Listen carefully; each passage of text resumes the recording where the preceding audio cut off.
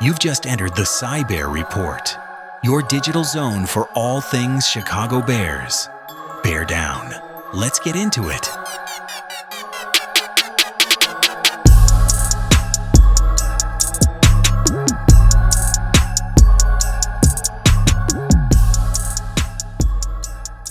Welcome to the Deep Dive. We're here to cut through the noise and get you the real story. Today, we're diving into the very first issue of the Cybear Report newsletter. It promises smarter takes, deeper cuts, all Bears. And you wanted to know what's really happening with the Bears for the 2025 season, right? Beyond those, standard headlines. So this deep dive is all about pulling out those key insights just for you. Yeah, and what's really valuable about this first Cybear Report is, well, its mission, it says right there, they want to uncover the ones no one else is talking about. Yeah. So our goal today is definitely to get past the surface stuff. We want to pull out those unique takes, those surprising details, give you that sharp, really informed view of the Bears' outlook this year. Okay, let's dig in then, because the very first headline in this report, wow, it hits you like a ton of bricks. No more rebuilds. It's time to bear down or bust.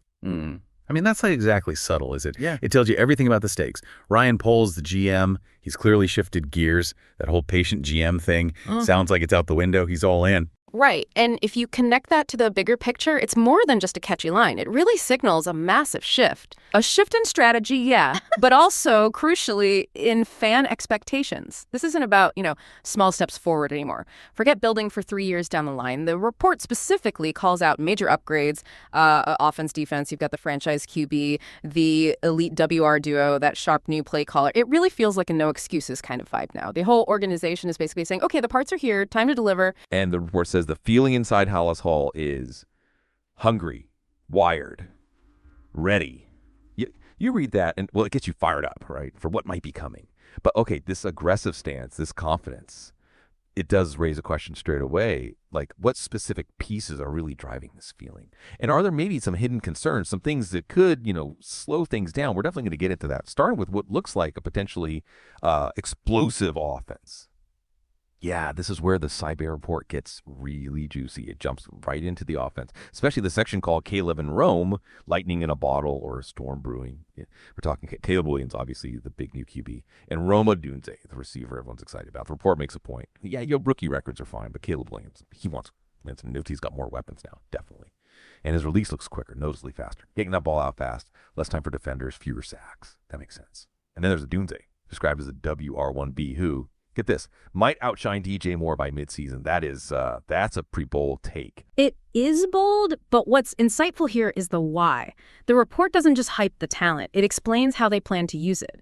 It mentions Ben Johnson, the new OC, moving Odunze into the slot. Now, that's not just, lining him up somewhere different. It's strategic. It's about creating mismatches, getting him against safeties, maybe slower linebackers who just aren't used to covering a guy like Odunze there. It's sophisticated stuff. It forces defenses to adjust their whole game plan. Okay, so it's about the matchups. Exactly. And the numbers seem to back it up, at least early on. That contested catch rate in camp. The report says it's a staggering 78%. That is absolutely elite WR1 territory. It means when the ball's up for grabs, defender right there, he's coming down with it almost 8 times out of 10. That's how you sustain drives, score in the red zone. It's huge. The report even has a quote, I think it was an NFC North assistant DB coach, making an early Rodgers-Jennings comparison. That gives you a pretty powerful mental image, right? That kind of dominant receiver pair. Okay, wow, 78%. All right, now this next bit, it's kind of threw me for a loop. The newsletter drops this. Rashawn Johnson, this year's breakout RB. Don't laugh. I gotta be honest, my first thought was, okay, maybe a little chuckle. We hear about breakout guys every single camp. Is the report really making a solid case here? Or is this just, the usual preseason hype? That's totally fair. It's easy to dismiss camp buzz, but the report actually gives some pretty compelling reasons why you shouldn't laugh this one off. 2 main things jump out. First, that missed tackle rate from last year, 28%. That's not just good, it's better than Swift, Barkley, even Bijan Robinson. Now, what that tells you isn't just, oh, he's tough to tackle. It means he consistently gets yards after contact, turns a 2-yard run into 5-6 yards, again and again. Okay, that consistency is key. Absolutely. And in Ben Johnson's new run scheme, which apparently values patience and vision, that ability to break tackles, create extra yards, that's foundational. That's how you build a dominant run game. And second, the report says he's really improved in pass pros, and he's catching wheel routes, specifically in red zone drills. So he's becoming more more of a complete three-down threat in this system. So, yeah, maybe not just buzz. There seems to be a real tactical fit here. Gotcha. And we can't skip the tight end, Colston Loveland. The report shares this nice story about him at a charity event, catching passes from kids in the hospital, which is great, but it's not just a feel-good piece. The report flat out says this guy is dominating in camp. And again, there's a stat to back that claim up.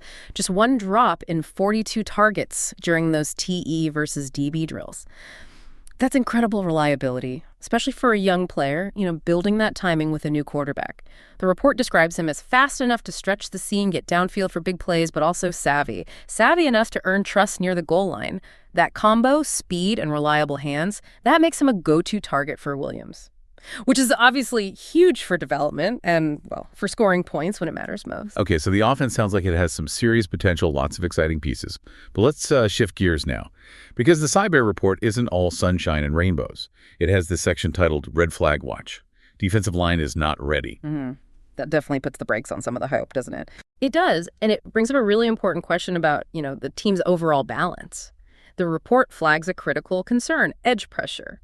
Or maybe the lack of consistent edge pressure. It says the interior D-line looks okay, but the edge, that's where the worry is. And it hits you with a pretty stark statistic. Only 23% of sacks last year came from edge rushers. What that translates to on the field is, well, quarterbacks just have too much time. Time to sit back, survey the field, pick apart the secondary. It doesn't matter how good your coverage is if the QB has all day. Right, you need that pressure to make the coverage work. Exactly. And adding to that worry, you've got big-name free agent edge rushers still out there. Za'Darius Smith, Matt Judon, Clowney, they're unsigned, which suggests maybe that hole hasn't been plugged yet. The word from Halas, according to the report, is that the rookie Shamar Turner is flashing early, which is good. And it said big, but he isn't ready to anchor third downs yet. That really implies they need a veteran presence there, a proven guy. And if they don't sign someone, the report warns you should expect a rough start, especially against teams with elite offensive tackles. Opposing offenses could have a clear path to exploit. Okay, so let's say they don't bring in a veteran edge rusher. What does that actually look like? What are the immediate consequences we'd see on the field, especially early? Could it cancel out all this offensive firepower we're talking about? That's the real danger, isn't it? Without that consistent pressure off the edge, even with a solid interior push, the secondary gets hung out to dry. QBs with clean pockets find windows, even small ones. It means more explosive plays for the other team, longer drives against your defense. Your defense struggles to get off the field. And that puts enormous pressure back on your offense, on Caleb Williams, to basically score every single time they touch the ball. You end up in shootouts every week, and that's just not sustainable if you want to win consistently and make deep playoff runs. It kind of undermines that whole no excuses thing if there's still a really obvious weakness, right? Yeah, absolutely. And speaking of critical spots, maybe not as flashy, but just as important, the report points to a underrated camp battle. Who protects Caleb's blind side? Not a sexiest headline maybe, but absolutely vital. We're talking left tackle. For a right-handed QB like Williams, that's the side he can't see. Protecting it is job number one for his safety, his ability to throw deep. The report names three guys in the mix. Braxton Jones, he's got the experience, the reps, and Ozzie Trapolo, described as having nasty power. And Kieran Amegaji, who's interestingly is already calling out defensive stunts like a veteran. The report says it's too close to call right now, and Jones' starting job is definitely not secure. And that battle, it might just define Caleb's comfort level this fall. And maybe even his long-term health, frankly. Protecting your franchise QB's blind side, it's everything. It's about giving him the time, the confidence to stand in the pocket and deliver. The fact that Amegaji, the rookie, is already showing those veteran-level instincts, calling out stunts like a veteran, that's significant. It tells you he might be picking up the mental side of the game really quickly, not just the physical blocking part. It suggests he might have that readiness to make those split-second adjustments, anticipate what the defense is doing, because it's not just about being strong or quick. It's about the processing, the mental game, ensuring that QB stays upright. Makes sense. Okay, let's wrap things up with some quick hits you probably missed from the newsletter. These are those little nuggets that add context, right?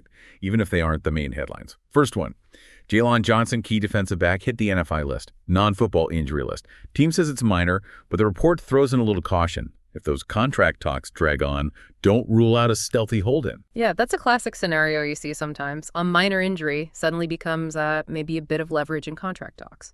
For a player as crucial as Johnson, it's definitely worth keeping an eye on. His contract situation could easily affect team morale, defensive chemistry. It just adds that layer of off-field chess to what looks like a simple injury update.